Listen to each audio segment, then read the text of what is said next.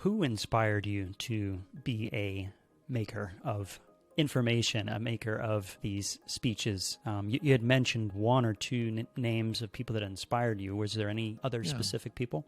Well, I'll go back to Seth Godin, because it was really when I read Purple Cow, his book Purple Cow, and I think 2003, 2004, that I was inspired to start making podcasts. And so I read the book, and I started thinking, how do I turn this? How do I do something with this? How do I go out and create something around this? And it's funny, I had a conversation recently with Jeremy Utley, who works at the D School at Stanford, and he has a book out right now called Idea Flow. And we both were saying how he blogs every day, and we were both saying how Seth Godin had kind of influenced both of us to start making and writing and doing those things. And if you did a family tree of bloggers and podcasters, and you got all the way back to the root, I think Seth would be probably really close to the trunk of that family tree, because so many people have been influenced by him. But I would say that was probably the thing that really prompted me to get going, was when I read Purple Cow by Seth. Purple Cow. So that kind of leads into one of my last questions, which is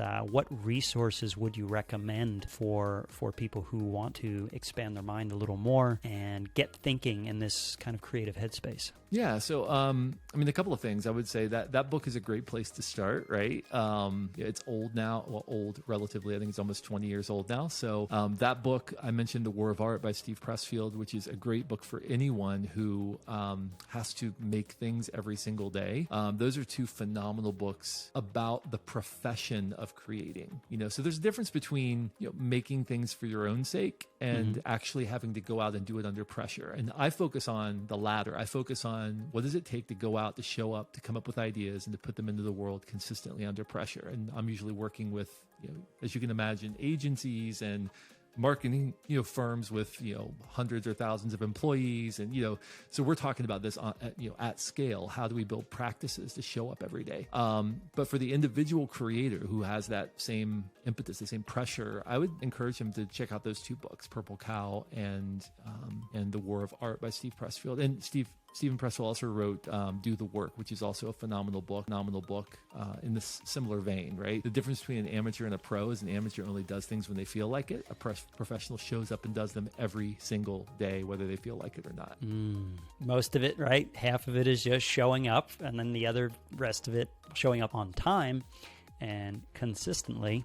And then the other stuff is up to the talent and the passion of the artist or service provider. What would you consider some creative skills that you're looking forward to adding to your tool set? Like, let's say in the upcoming year. So at the time this is being streamed and recorded, we're reaching the end of 2022. So what would you say about that?